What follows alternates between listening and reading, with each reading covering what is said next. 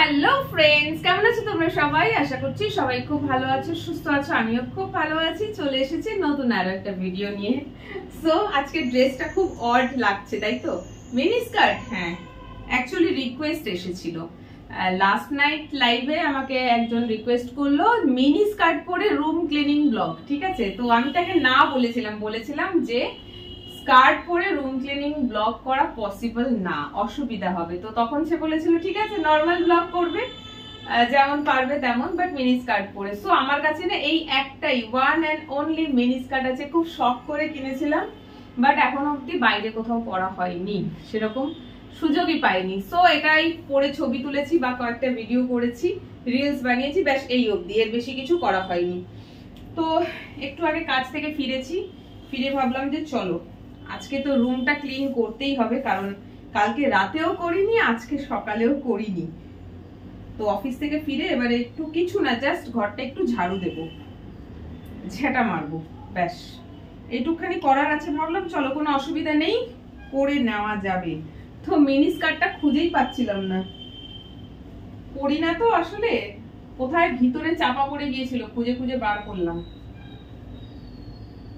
দিয়ে এবারে করব room clean, just only sweeping, not mopping. মপিংটা করবো না, কারণ ঘর পরিষ্কারই আছে।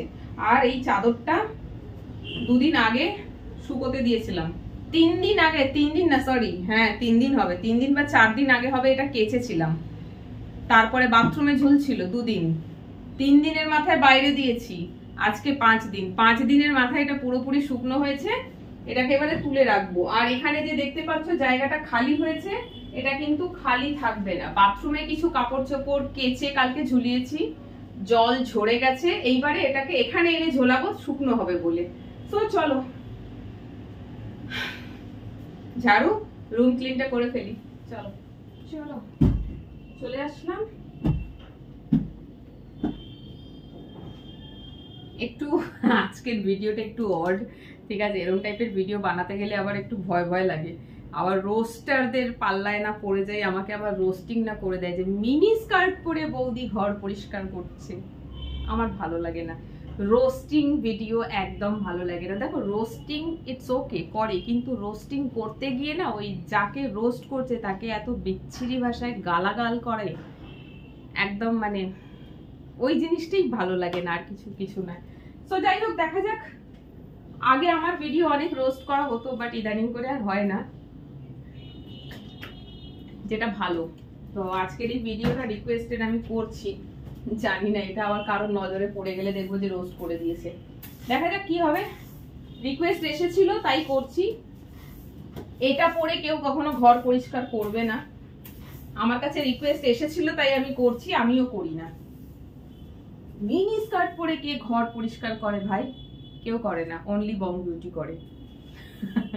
চলো নো প্রবলেম, চলো ঘরটা একটু হালকা ঝাড়ু দিলেই হয়ে যাবে ঘর পরিষ্কার। কারণ কালকে না ঘর খুব ভালো করে ঝাড়ু মেরে পোছা মেরেছিলাম, আজকে আর মুছবো না। আমি রোজ রোজ ঘর মুছি না, ঘর অত নোংরা হয় না, ঝাঁটা দিলেই পরিষ্কার হয়ে যায়।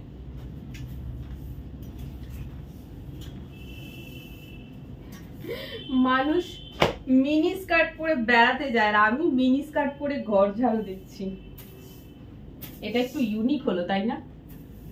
চলো। আর এই যে মিনি স্কার্ট দেখতে পাচ্ছ তো, এর সঙ্গে সেম ম্যাচিং একটা আমি কিনেছিলাম, একটা টপ কিনেছিলাম, বাট টপটা আমার টাইট হয়। ওটা সেট নয়, কিন্তু সেম ডিজাইনেরই টপ পেয়ে গেছিলাম, কিনেছি, তবে ওটা আমার টাইট হয় বলে আমি পরতে পারি না।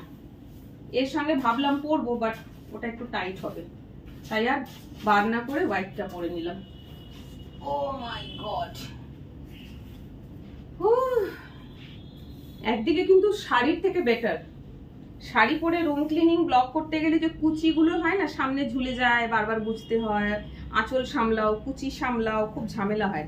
মাচ বেটার, কোনো ঝামেলা নেই, যেমন ইচ্ছা ঝোঁকো, সামনে পরিষ্কার করো, শাড়ির থেকে অনেক ভালো। ব্যাস, ও বাবা রে, হিচকি উঠছে আমার। আমি জানি না আমার ভিডিওটা নিয়ে পরে কি হবে, আমি বানিয়ে তো দিলাম, ভয় লাগছে।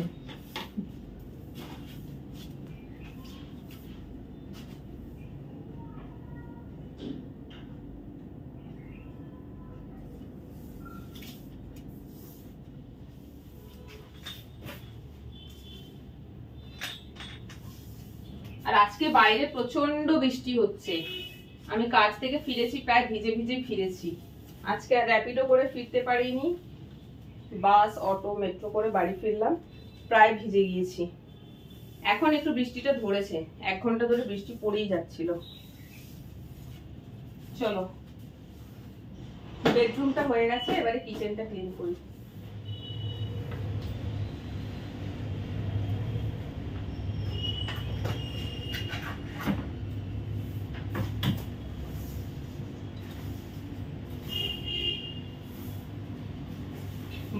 বাড়ির ফ্লোরে যত কম জিনিস থাকবে, ঘর ঝাড়ু পোছা করা তত ইজি, আর ঘর নোংরা তত কম হয়।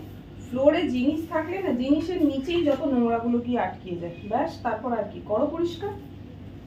আমার ঘরেও সেম হয়, ছোট ঘর, কোনো স্টোরেজ করা নেই, সব জিনিস একদম ওপেনে রাখা, আর প্রচন্ড ধুলো হয়। জিনিসগুলোর ওপরে তো ধুলো হয়ই, আর তারপরে ঘরের যত ধুলা সব পাখার হাওয়ায় ফার্নিচার গুলোর তলায় গিয়ে জমা হয়, ওতে আরো বেশি ধুলো হয়।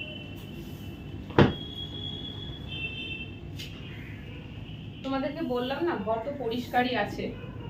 একদিন ঘরটাকে খুব ভালো করে পরিষ্কার করলে পরের দিন একটু হালকা ভাবে করলেও হয়ে যায়, বাট যখন 2 দিন পর পর রুম ক্লিন করি না, তখন হয় মুশকিল, তখন ঘর বেশি নোংরা হয়।